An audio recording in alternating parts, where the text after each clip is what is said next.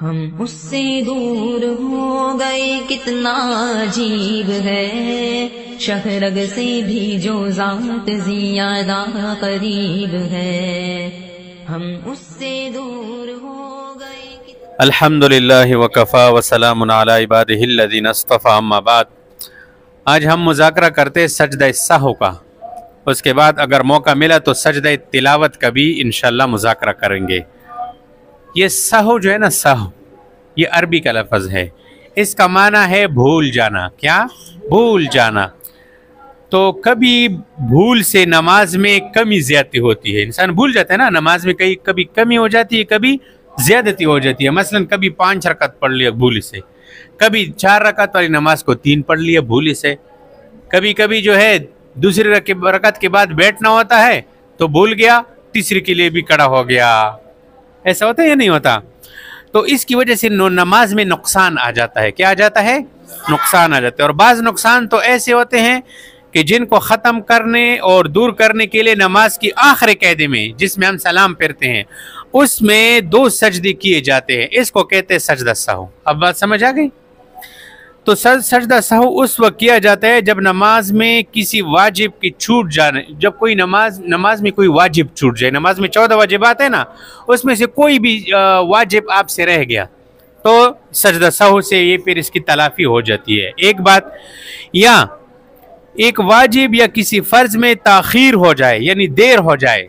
मसलन 4 रकात वाली नमाज में दूसरी रकात में आपने अब्दुहु व रसूलुहु तक पढ़कर फ़ौरन खड़ा होना वाजिब है ना, लेकिन आपने आगे दुरूद शरीफ शुरू कर दिया। आपने कहा अल्लाहुम्मा सल्ली अला मुहम्मद, एकदम आपको याद आ गया तो ये तख़ीर हो गई। फिर आप तो खड़े हो गए लेकिन आपसे तख़ीर हो गई खड़े होने में। समझ आ रही है? तो इस तख़ीर की वजह से आपके ऊपर सजदा सहव लाजिम हो गया। समझ आ गई?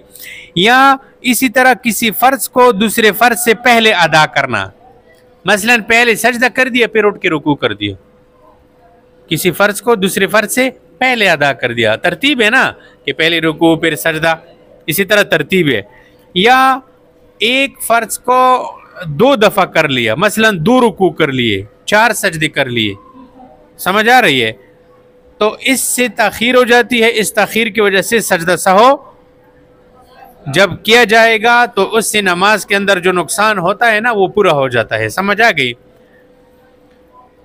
लेकिन एक बात याद रखो, वो ये कि अगर किसी ने वाजिब को कसदन छोड़ दिया, मसलन 14 वाजिबात में से कोई एक वाजिब था, इसने जानबूझकर छोड़ दिया, इसके ज़हन में था कि चलो सजदा सहव से काम हो जाता है, मैं आखिरी रकत में जब बैठ जाऊंगा तो सजदा सहव कर लूँगा। ये जो बंदा कसदन एक वाजिब को छोड़ देता है ना, उसकी बिल्कुल नमाज हुई ही नहीं, दोबारा नमाज पढ़ना पड़ेगा। इतनी बात आपको समझ आ गई? अब मैं अगली बात बताऊंगा, सजदा सहव करने का तरीका बताऊंगा। तो देखो, सजदा सहव करने का तरीका ये है कि आखिरी रकत में जिसमें हम बैठकर सलाम फेरते हैं, उसमें अब्दुहु व रसूलुहु तक अत्तहियत पढ़कर दाएं तरफ सलाम फेर दो। फिर बाएं तरफ सलाम ना फेरो, बल्कि डायरेक्ट सजदे में चले जाओ, 2 सजदे करो। समझ आ रही है? और अल्लाह अकबर कहती हुई एक सजदा कर लो, उसमें 3 दफ़ा 5 दफ़ा सुभान रब्बियल आला पढ़ लो। फिर दूसरे सजदे के लिए बैठ जाओ, बीच में जो जलसा कहते हैं वो कर लो। दूसरे सजदे के लिए फिर चले जाओ। फिर जब 2 सजदे कर लिए ना, दोबारा फिर अत्तहियात में बैठ जाओ। फिर अत्तहियात पढ़ो अब्दु व रसूलुहु तक, और फिर उसके बाद दुरूद शरीफ पढ़ो, दुआ फिरो, फिर दाएं बाएं सलाम फिर लो, आपकी नमाज हो गई। ये सजदा सहव का तरीका हो गया।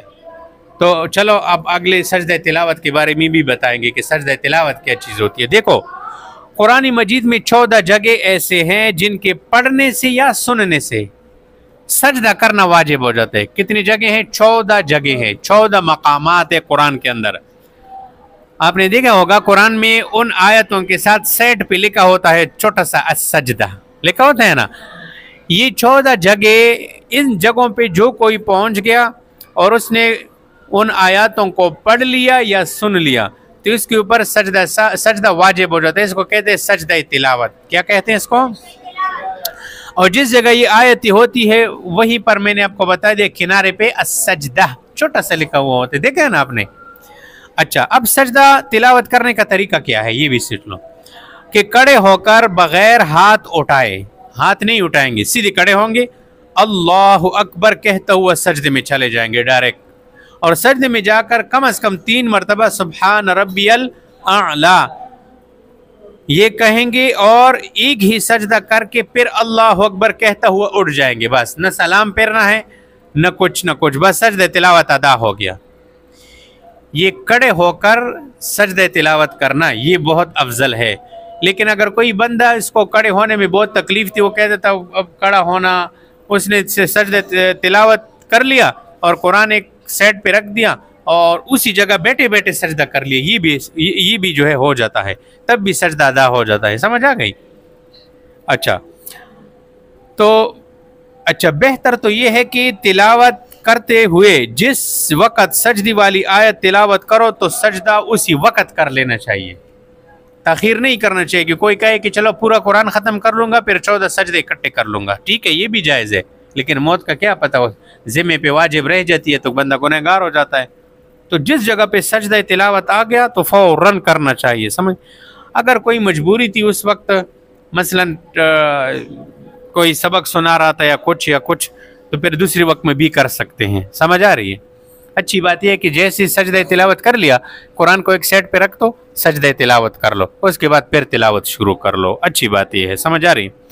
अच्छा, एक मसला और है, वो ये कि एक जगह पर बंदा बैठा हुआ है, जैसे मैं अब एक जगह पर बैठा हुआ हूँ और इस जगह बैठकर मैं कुरान सीख रहा था, मैंने सजदी वाली तिलावत को 20 दफ़ा पढ़ लिया, लेकिन अपनी जगह से उठा नहीं हूँ, तो मेरे ऊपर एक ही सजदा है। 14 सजदे 20 सजदे नहीं है। लेकिन अगर मैं जगह बदलता रहता, मसलन एक इधर बैठ गया, इधर मैंने जो है 2-3 दफ़ा पढ़ लिया, फिर इधर से उठकर वहाँ बैठ गया, फिर वहाँ, तो जितनी जगहों में आपने जगह बदली है, ये इस पूरे हाल में जो जितनी जगह बदली है और जितनी जगहों में आपने सजदे तिलावत की है, उतने सजदे आपके ऊपर वाजिब है। समझ आ रही? बाज़ लोग ऐसे करते हैं कि सजदी वाली आयत आती है तो उसको वो छोड़ देते हैं, आगे पढ़ना शुरू कर देते हैं। वो कहते हैं कौन सजदा करेगा यार, अस्तगफिरुल्लाह, आगे पढ़, ये मकरूह है, इस तरह नहीं करना चाहिए। समझ आ रही है? अच्छा, अगर किसी जगह बहुत सारे लोग बैठे हो और आप कुरान सुना रहे थे और सजदी वाली तिलावत सजदी वाली जगह आ गई, तो उस जगह आपने आहिस्ता पढ़ लिया, सिर्फ आपको पता चला, लोगों ने नहीं सुना, तो फिर सिर्फ आपके ऊपर पढ़ना वाजिब है, बाकियों के ऊपर पढ़ना वाजिब, सजदा करना वाजिब नहीं है।